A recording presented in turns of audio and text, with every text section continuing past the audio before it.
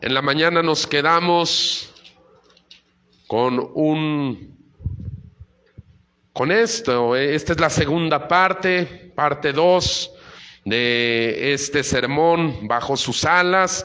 ¿Qué le parece si vamos directo a la palabra de Dios? Salmo 91, versículos del 1 al 4, y luego de ahí nos pasamos del 14 al 16. Salmo 91, versículo del 1 al 4. El que habita al abrigo del Altísimo morará bajo la sombra del Omnipotente. Diré yo a Jehová, esperanza mía y castillo mío, mi Dios en quien confiaré. Él te librará del lazo del cazador, de la peste destructora. Con sus plumas te cubrirá y debajo de sus alas estarás seguro. Escudo y adarga es su verdad. Ahora nos pasamos al versículo 14. Por cuanto en mí ha puesto su amor, yo también lo libraré, lo pondré en alto, por cuanto ha conocido mi nombre. Me invocará y yo le responderé. Con él estaré yo en la angustia. Lo libraré y lo glorificaré, lo saciaré de larga vida y le mostraré mi salvación. Oh, hermano, ese de verdad, ese es algo más valioso que el oro. Este es el compromiso de Dios. Por si usted se da cuenta, los versículos del 14 al 16 es Dios quien está hablando. Los primeros 2 versículos está hablando el creyente.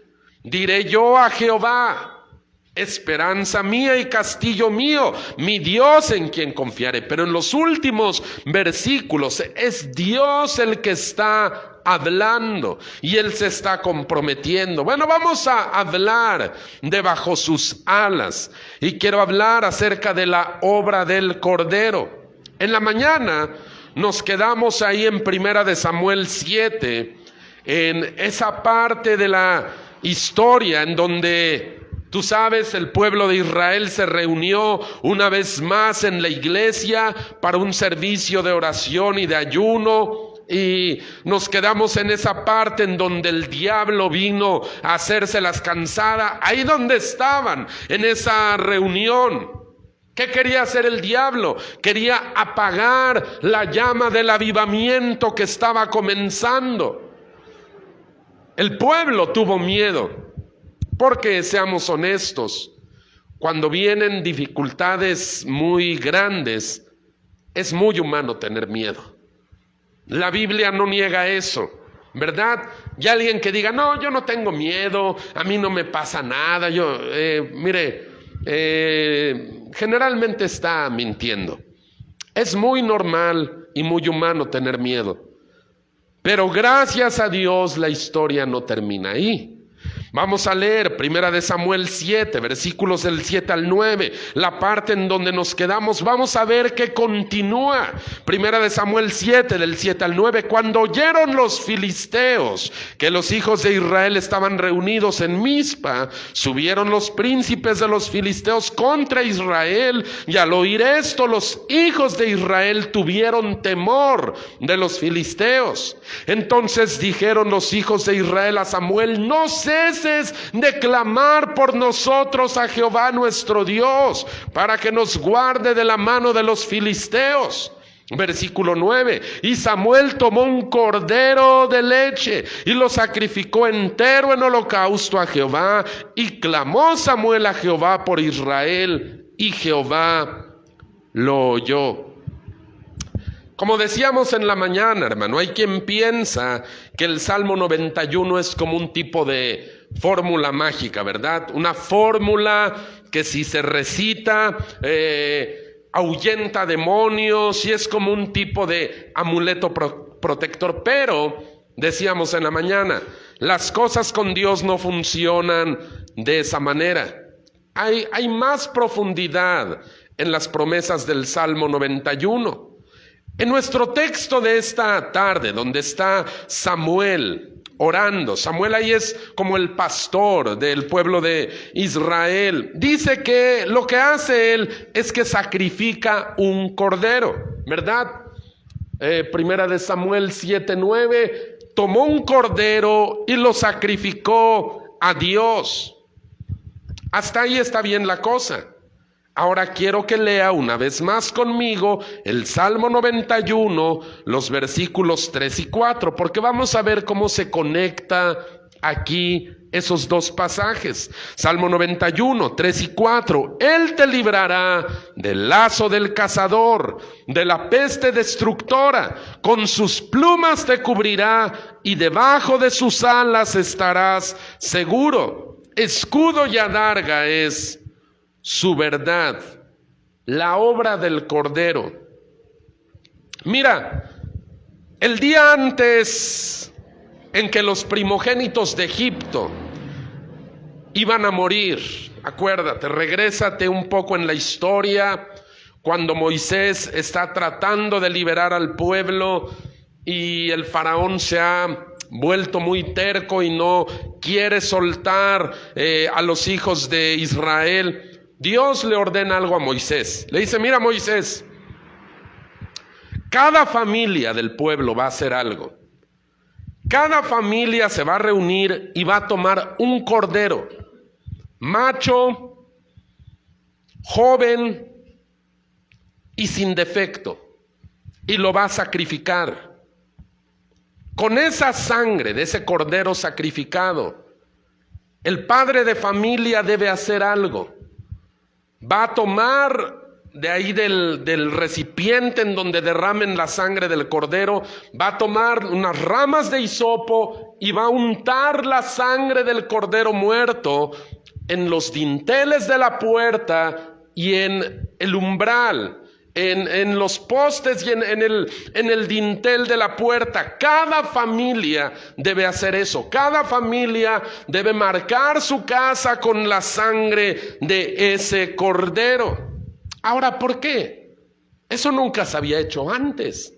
Sonaba probablemente extraño, ¿verdad? Para Moisés o para la gente cuando escuchó que ellos deberían sacrificar un cordero macho sin defecto y joven y usar su sangre para pintar el marco de su puerta. Pero Dios le dio la instrucción a Moisés.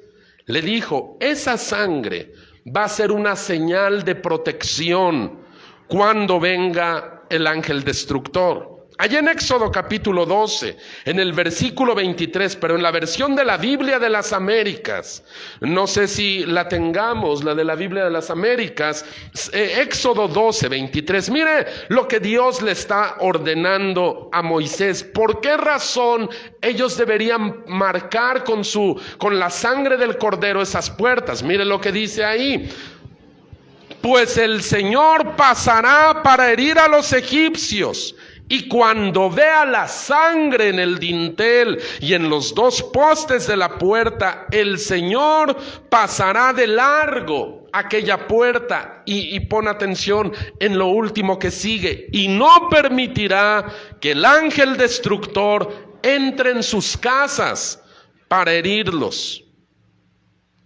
Esa era la razón por la cual ellos deberían marcar su puerta con la sangre de ese cordero que ellos iban a sacrificar. La obra de Cristo en la cruz, hermano, eso era ese cordero sacrificado, ese cordero macho en la flor de su juventud y sin defecto. Era una imagen de lo que Cristo iba a hacer un día en la cruz del Calvario por nosotros. Es la obra de Jesucristo en la cruz la que nos convierte en ciudadanos del cielo. No es otra cosa.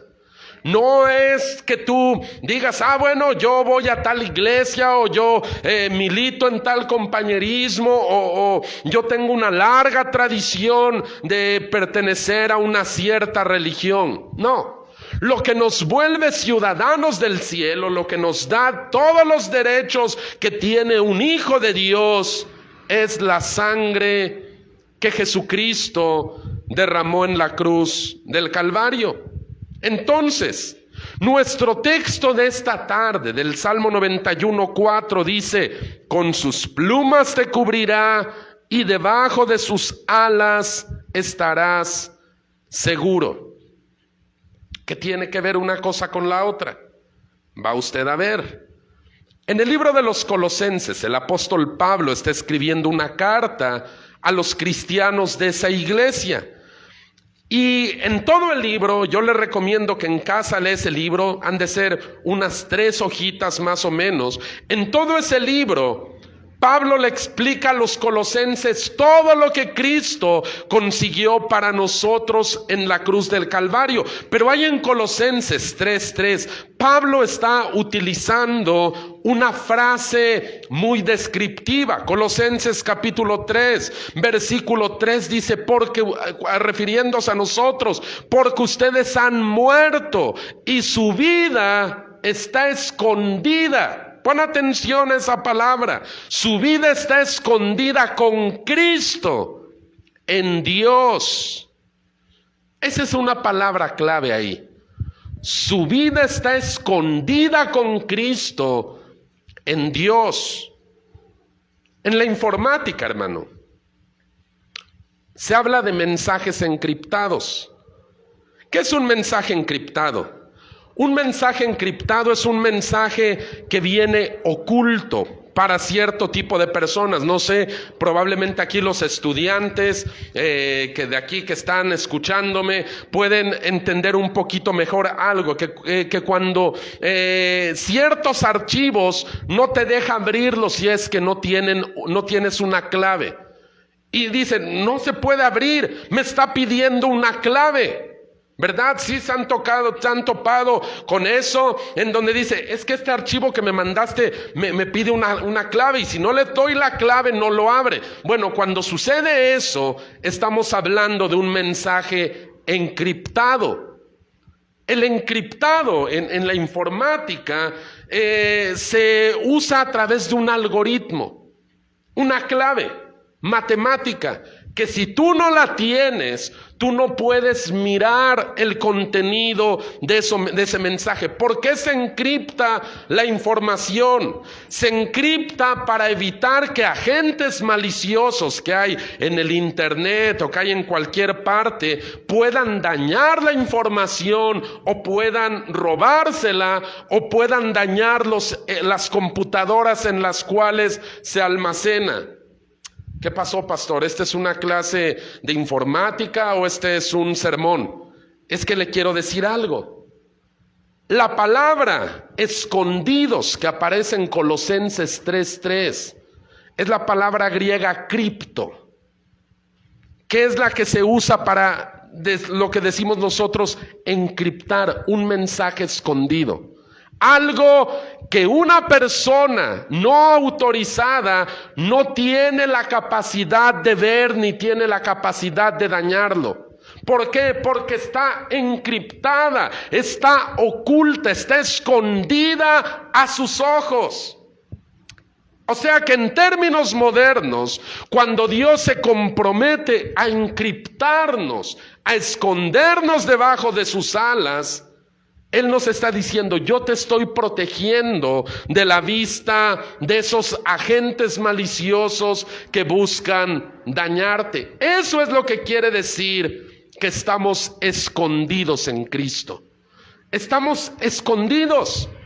Tú puedes mirar cómo muchas veces Dios te va a librar de la vista de personas incluso que te quieren hacer daño. Me platicaba un día la hermana Gloria de uno de sus hijos, que él salía anoche de trabajar y tenía que pasar por una cierta calle que estaba muy oscura. Y resulta que en esa calle siempre se juntaban malvivientes.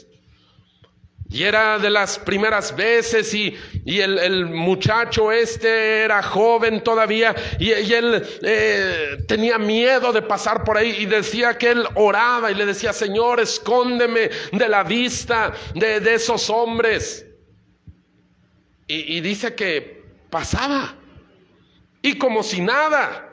como si nada, como que de alguna manera se volvió invisible delante de sus ojos. Bueno, ese es un ejemplo de cuando Dios dice: yo te voy a esconder bajo mis alas, te voy a encriptar, te voy a mantener oculto de las malas intenciones de tus enemigos.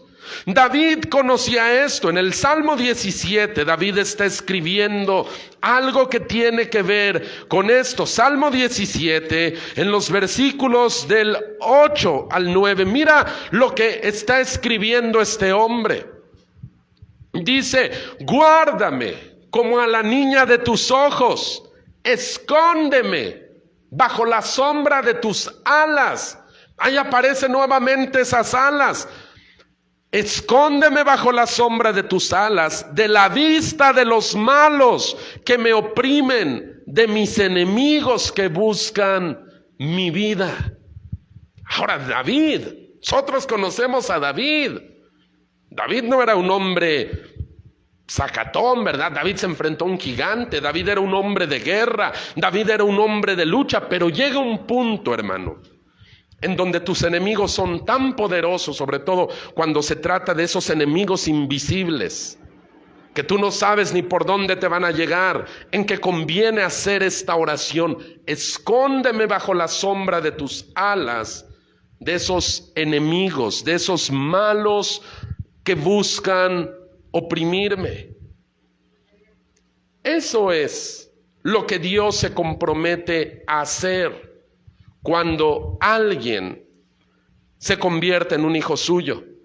Quedamos que Dios se levantó a pelear por Israel cuando el cordero fue sacrificado. Cuando Samuel sacrificó al cordero, Dios se levantó. Antes de eso, Dios no se había levantado a pelear por ellos. Pero cuando el cordero fue sacrificado, Dios se levantó a pelear a favor de los israelitas. Mira lo que dice Primera de Samuel, capítulo 7. Estamos siguiendo esa historia paso a paso, porque nos demuestra lo que sucede cuando alguien se refugia bajo las alas de Dios. Primera de Samuel, capítulo 7, versículos del 11 al 14. Vamos a leerlo desde el 9, desde el 9 al 11. Y Samuel tomó un cordero de leche y lo sacrificó entero en holocausto a Jehová. Y clamó Samuel a Jehová por Israel, y Jehová le oyó. Y aconteció que mientras Samuel sacrificaba el holocausto, los filisteos llegaron para pelear con los hijos de Israel. Mas Jehová tronó aquel día con gran estruendo sobre los filisteos y los atemorizó, y fueron vencidos delante de Israel. Así sucede, hermano, cuando tú vienes a refugiarte en Dios, cuando tú vienes buscando ese auxilio, esa protección, y tú te comprometes con Él, Dios se compromete contigo. Mira, Dios es fiel, hermano. Él no se puede negar a sí mismo. Él no puede decir: no, pues tú te lo buscaste, ahora vete. No. Cuando tú vienes y clamas: Señor, defiéndeme, Señor, escóndeme, Él nos ayuda. Dios se levantó a pelear por su pueblo, y sucedió algo. Ahora los perseguidores eran perseguidos. La historia continúa. Es 1 Samuel 7:11. Y saliendo los hijos de Israel de Mizpa, siguieron a los filisteos, hiriéndolos hasta abajo de Bet-car. Y cuando estaba preparando este sermón, dije: ¿qué significará el nombre de ese pueblo, Bet-car? ¿Sabe qué significa? La casa del Cordero. No creo que es una casualidad. Estos hombres que habían estado perseguidos, humillados, derrotados, abusados de todo, cuando Dios se levanta por ellos, ellos van y persiguen a sus enemigos. Ahora, después de esto sucede algo más. Ahora las cosas se han invertido. ¿Qué es lo que hace Dios por ellos? Dios se levanta a pelear y dice que salieron los hijos de Israel desde Mizpa, siguieron a los filisteos hiriéndolos hasta abajo de Bet-car. Y luego continúa el versículo 12 en adelante. Tomó luego Samuel una piedra y la puso entre Mizpa y Sen y le puso por nombre Ebenezer, diciendo: hasta aquí nos ayudó Jehová.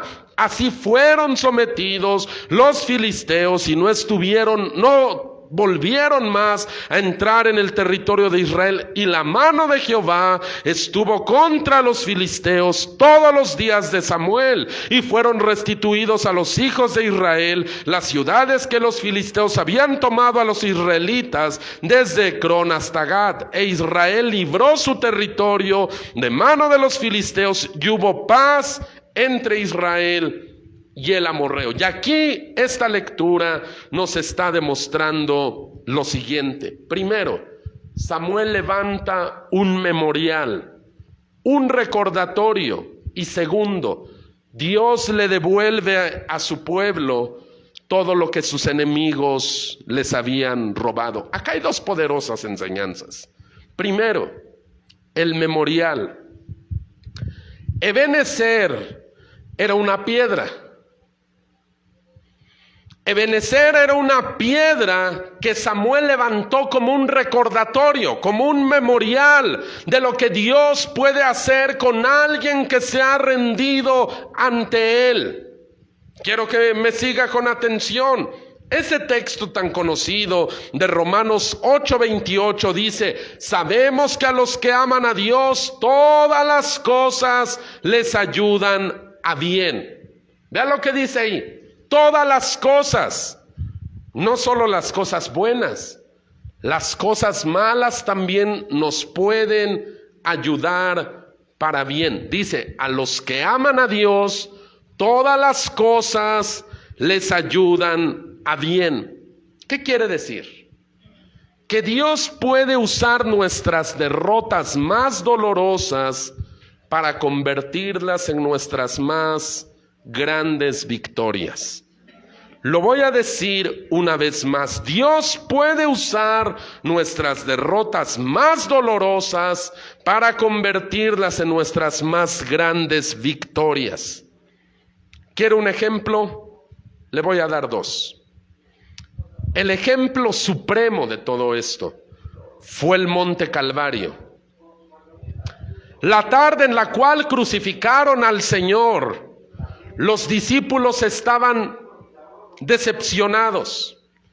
Ellos se imaginaban que Jesús iba a ser el rey de Israel, que todos lo iban a conocer y lo iban a proclamar como el rey. Pero ahora lo que veían era al maestro crucificado, humillado, en medio de dos ladrones. Aparentemente Jesús estaba siendo derrotado, ¿verdad? Parecía como que si los enemigos de Jesús habían ganado y él estaba derrotado, muriendo en una cruz. A simple vista eso era lo que parecía, que Jesús había perdido.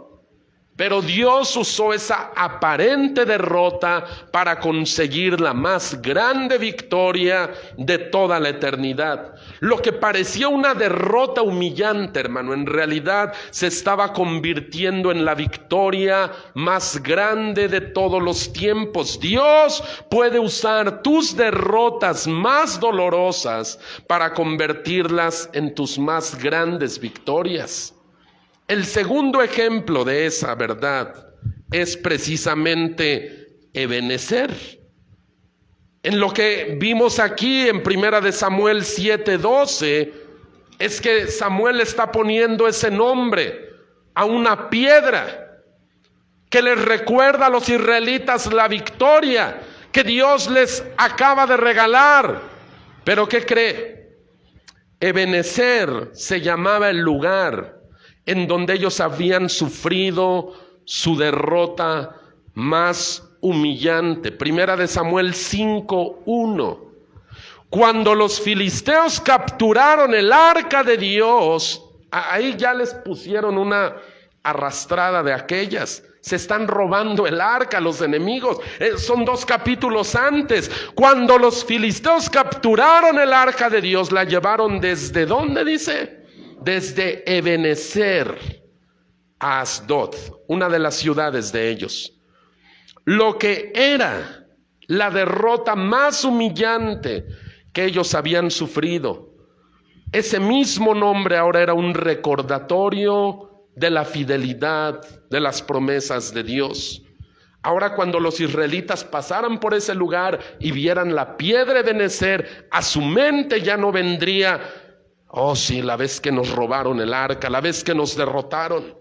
Ahora diría: la vez que Dios nos dio una gran victoria. A veces Dios va a hacer eso con nosotros. A veces vamos a sufrir derrotas. A veces vamos a sufrir pérdidas. A veces parece que vamos perdiendo, ¿verdad? Si esto fuera un partido de fútbol, pareciera que nos van ganando por goleada. A veces así va a ser. No nada más a parecer. A veces así va a ser. Pero Dios puede convertir esas derrotas en las victorias más grandes. Samuel levantó un memorial. Creo que tú y yo deberíamos hacer lo mismo. Nosotros también deberíamos tener esos recordatorios de lo que Dios puede hacer. Alguna vez les he platicado de cuando a mi tía le declararon un cáncer terminal y los resultados que lo arrojaban, ¿verdad? Y ahí decía: cáncer en etapa metástica, o de metástasis, vaya. Una condena de muerte. Meses después, el resultado era completamente distinto. Y esos 2 papeles quedaron como recuerdos, como un memorial de lo que Dios puede hacer. Nosotros deberíamos hacer lo mismo. Conserve esos recuerdos como un memorial, como un Ebenezer. Hasta aquí nos ayudó Dios. Dios hizo esto. Mira, a nosotros nos gusta juntar esas fotografías. A nosotros nos gusta mirar todo lo que Dios ha hecho a lo largo de nuestra vida cristiana. Y decimos: ahí nos ayudó Dios. Y a veces nos recordamos y decimos: oh, esos fueron tiempos difíciles. Pero ahí nos ayudó Dios. Dios puede usar una aparente o una real derrota y convertirla en una poderosa victoria. Pero eso no es todo lo que nos enseña 1 Samuel 7. Nos enseña el principio de la restitución. Los filisteos les habían robado muchas cosas a los israelitas, pero cuando Dios se levantó a pelear por su pueblo, ellos tuvieron que devolver lo que se habían llevado. Dice ahí el versículo 13, versículo 14 de 1 Samuel 7, y fueron restituidas, o sea, devueltas a los hijos de Israel las ciudades que los filisteos habían tomado a los israelitas, desde Crón hasta Gat. Dios, hermano, tiene la capacidad de devolverte lo que el diablo te ha robado. ¿Qué nos ha robado el diablo en todas estos tiempos? Bueno, a algunos Dios nos ha robado la tranquilidad, a otros la salud, a otros la economía, a otros muchas cosas. Pero si tú vienes bajo las alas de Dios, Él puede devolverte, puede apretarle el pescuezo al enemigo y de decir: devuelve lo que te has llevado. Ahí en el libro del profeta Joel, Dios está haciendo la misma promesa de restitución. Si tú lees los primeros capítulos del libro del profeta Joel, te darás cuenta que la cosa no pinta nada bien, todo está muy mal.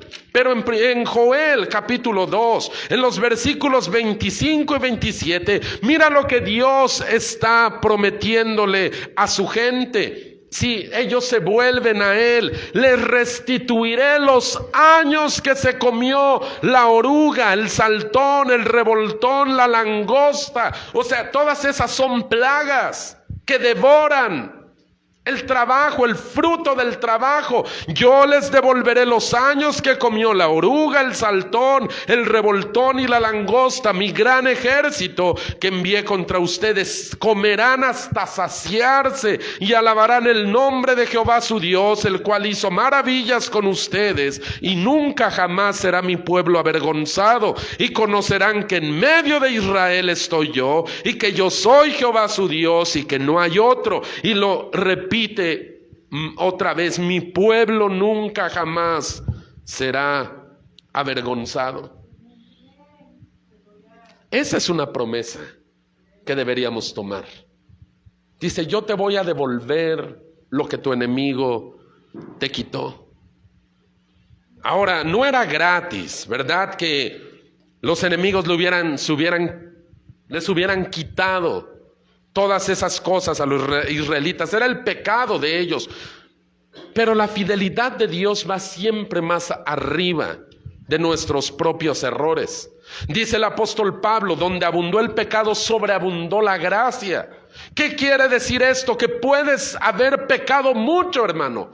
Puedes haberle fallado a Dios mucho. Puedes haber hecho cosas horribles, pero el amor de Dios por ti no cambia. Si tú vienes en arrepentimiento, si tú escuchas otra vez la voz de Dios, Él puede perdonarte, Él puede hablarte al corazón y Él puede devolverte lo que el diablo te ha robado. ¿Te acuerdas lo que leíamos en la mañana de Oseas 2:15? Y dice: yo la voy a llamar al desierto, ahí le hablaré al corazón, ahí volverá ella a cantar. Pero dice algo muy interesante: allí le devolveré sus viñas.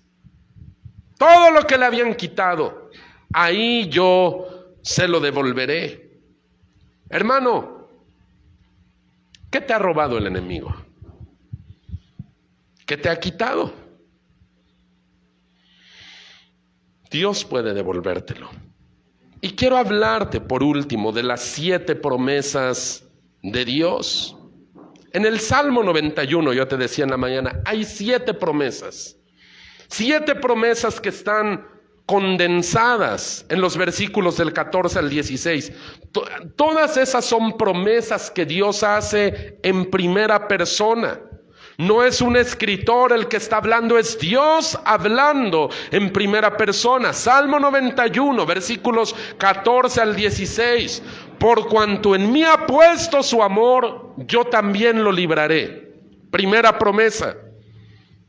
Lo pondré en alto. Segunda promesa: por cuanto ha conocido mi nombre, me invocará y yo le responderé. Tercera promesa: con él estaré yo en la angustia. Cuarta promesa: lo libraré. Ese ya estaba al principio del versículo 14. Y lo glorificaré. Quinta promesa: lo saciaré de larga vida. Sexta promesa: y le mostraré mi salvación. Séptima promesa. En esos 3 versículos hay 7 promesas de Dios en primera persona. Yo lo libraré, yo lo pondré en alto, yo le responderé, yo estaré con él en la angustia, yo le glorificaré, yo le saciaré de larga vida, yo le mostraré mi salvación. En lo natural, hermano, la época en la que estamos viviendo, esta época de pandemia y de crisis y de muerte y de todo, en lo natural, la época que estamos viviendo, créame, es para volverse locos. Todo el tiempo estamos escuchando de enfermos, de muertos, de empresas que están tronando, de gente que están corriendo del trabajo, de familiares que se han enfermado. En lo natural, esta época es para volverse loco. Pero en lo sobrenatural, en lo que está por arriba de lo natural, estas 7 promesas de Dios deben recordarnos algo. Nuestra vida está escondida en Cristo. Nuestra vida está encriptada, está oculta, aún a esos ojos maliciosos. Y hay otra cosa. Lo que el diablo nos ha arrebatado, Dios puede devolverlo. Él tiene esa capacidad. Hermano, Él es el dueño de todas las cosas. Él no tiene que pedirle permiso a nadie para hacer que se te devuelva lo que el diablo te ha arrebatado. La sangre del Cordero ya fue derramada, hermano.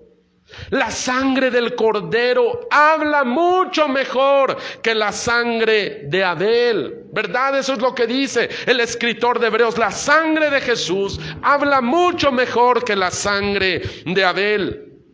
La sangre del Cordero de la Pascua, ese que sacrificó Moisés en Egipto, protegía, era una barrera protectora contra los ataques del ángel destructor, ¿verdad? Eso lo miramos hace rato. Bueno, la sangre de Cristo es una barrera mucho mejor de protección. En Apocalipsis capítulo 12 hay un tremendo testimonio de esto.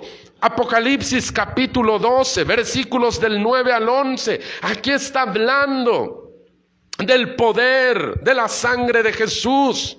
Y fue lanzado fuera el gran dragón. ¿Se acuerda que yo le decía en la mañana que el dragón es una representación de Satanás? Bueno, y fue lanzado fuera el gran dragón, la serpiente antigua. Hablamos también de esa serpiente que se llama Diablo y Satanás, el cual engaña al mundo entero. Fue arrojado a la tierra y sus ángeles fueron arrojados con él. Entonces oí una gran voz en el cielo que decía: ahora ha venido la salvación, el poder y el reino de nuestro Dios y la autoridad de su Cristo, porque ha sido lanzado fuera el acusador de nuestros hermanos, el que los acusaba delante de nuestro Dios día y noche, y ellos le han vencido. ¿Por medio de qué dice ahí? De la sangre del Cordero y de la palabra del testimonio de ellos, y menospreciaron sus vidas hasta la muerte. La sangre del Cordero ya ha sido derramada. Y le quiero decir algo, hermano, porque hay mucho temor en estos tiempos. ¿Y si me enfermo? ¿Y si me muero? ¿Y si sucede esto? Le voy a decir algo que creo que debemos recordar muy seguido. El fin de nuestros días, el fin de nuestra historia no lo decide un bicho, no lo decide un humano de carne y hueso, ni siquiera lo decide el diablo. El fin de nuestros días, el fin de nuestra historia está en las manos del Dios Todopoderoso. Él es el que decide cuándo nos vamos, cuándo nos quedamos. Él es el que decide todas las cosas. Hermano, deberíamos recordar eso. Hay gente que de verdad ha sucumbido ante esto. Yo no digo que seamos irresponsables, yo no digo que no mantengamos un buen testimonio, pero hay gente que se atormenta pensando que si se enferma, que si se muere, que si lo corren del trabajo, que si su negocio truena, que si qué pasa, qué sucede. Ellos han vencido a esa serpiente antigua, a ese dragón, por la sangre del Cordero. ¿Cuál es la condición? Nada más acércate a Dios, arrepiéntete, acércate a Él, refúgiate bajo sus alas. No importa tu pasado, no importa todos los pecados que hayas cometido, no importa tu trasfondo cultural, familiar, religioso. Tú solamente refúgiate bajo las alas de Dios, comprométete con Él y Él se compromete contigo. Ruth era una mujer que venía de un pueblo literalmente maldito. Ese pueblo surgió como consecuencia, el pueblo del cual venía Ruth, surgió a raíz de un incesto. Dios había lanzado una maldición contra todos los habitantes de ese lugar de donde Ruth venía, porque ellos eran malvados en extremos, ellos eran muy perversos delante de Dios. Y Dios dijo, ningún moabita va a poder estar en medio de mi pueblo. Bueno, Ruth era una joven viuda que venía de ahí. Todo parecía estar en contra de esta mujer. Su pasado, su familia, su cultura, su religión. Pero un día ella se acercó a Dios. Como le decía en la mañana, ella se arrepintió. Le dio la espalda a Moab, le dio la espalda a sus ídolos y miró hacia el Dios de Israel. ¿Qué crees que hizo Dios? ¿La desechó? Le dijo, no, tú no, porque tú estás mal. No. ¿Sabes qué me encanta de Dios? Que Él vino a buscar no a los justos, Él vino a buscar a los pecadores. Cuando Ruth se acercó al Dios de Israel a refugiarse bajo sus alas, Dios le dio una esperanza, le dio una vida nueva, le dio una familia y le dio un destino eterno. El hombre que un día se convertiría en el esposo de esta mujer le dijo estas palabras. Ruth, capítulo 2, versículo 11. Quiero que veas cómo todo esto calza, cómo todo esto empata. Ruth, capítulo 2, versículo 11. Esta es las palabras de Booz. Respondiendo Booz le dijo, he sabido.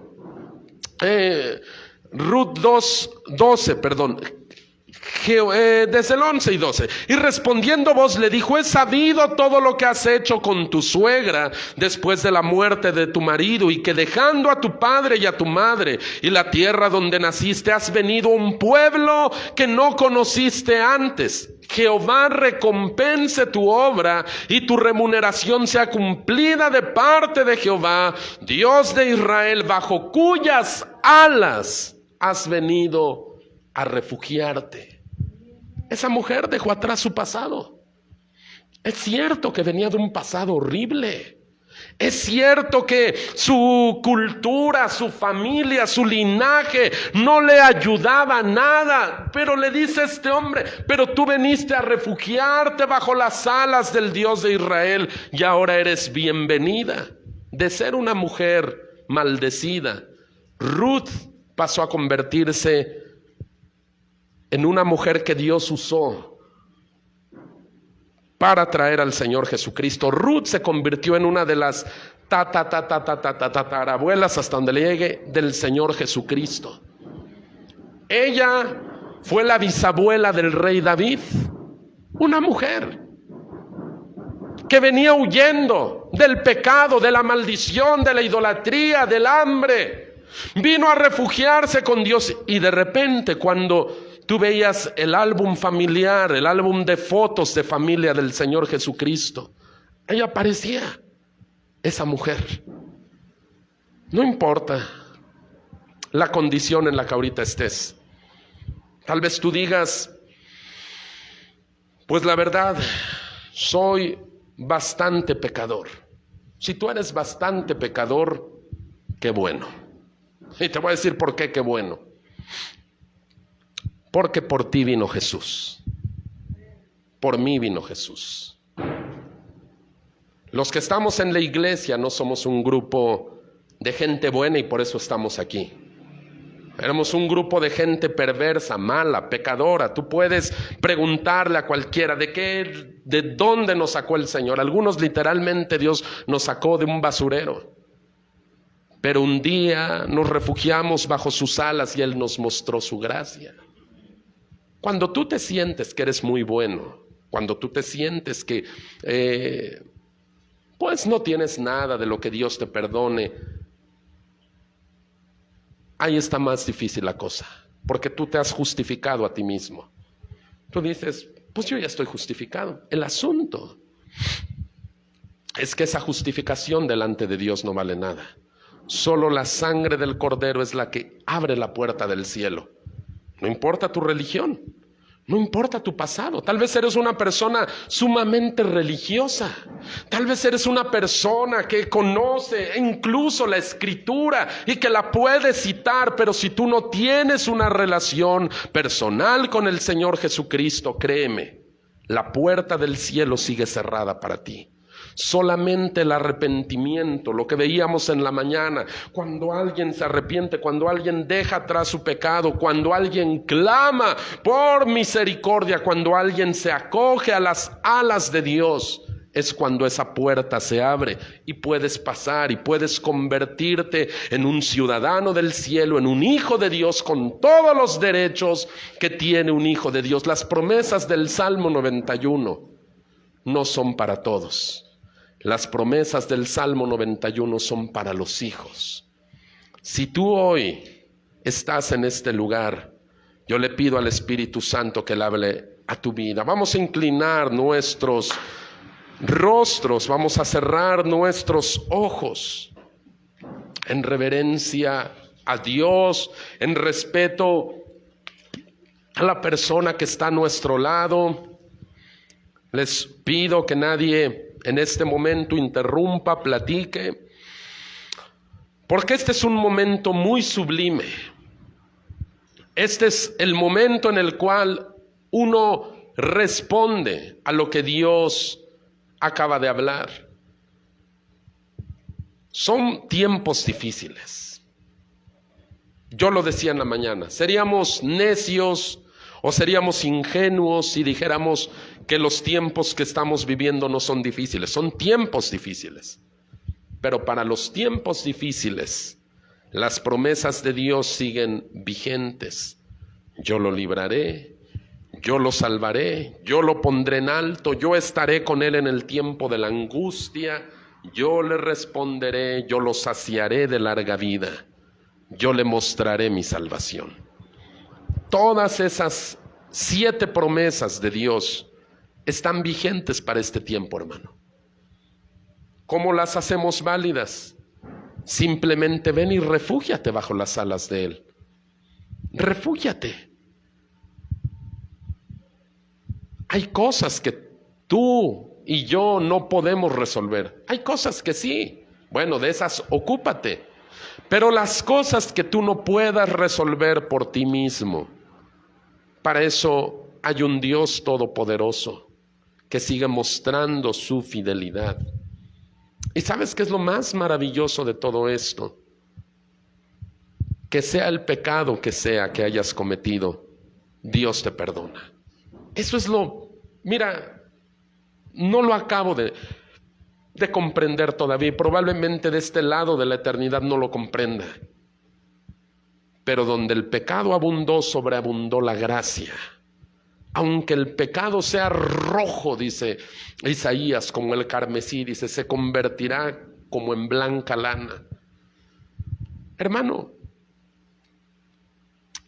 ¿a qué le temes? ¿Qué te ha robado el enemigo? O tal vez tú te has decidido consagrar y el enemigo viene a querer atemorizarte, a querer evitar que tú sigas viviendo para Dios. No. En el cielo se canta este canto. Ellos le han vencido, ellos, nuestros hermanos, nosotros, los que estamos en la tierra, ellos le han vencido a esa serpiente, a ese dragón, por medio de la sangre del Cordero. Esa es nuestra llave al cielo. Eso es lo único que abre la puerta del cielo. No lo abre otra cosa. No lo abre tu religión, no lo abren tus buenas intenciones, no lo abre tu moralidad. Solo la sangre del Cordero abre la puerta del cielo. Mientras la iglesia está meditando en esto, yo quiero dirigirme a personas que estén en este lugar y que no tienes verdaderamente esa relación personal con Jesús. Probablemente tienes una religión. Tal vez me estás escuchando en las redes, en el internet. Tal vez estás aquí afuera y estás oyendo este llamado.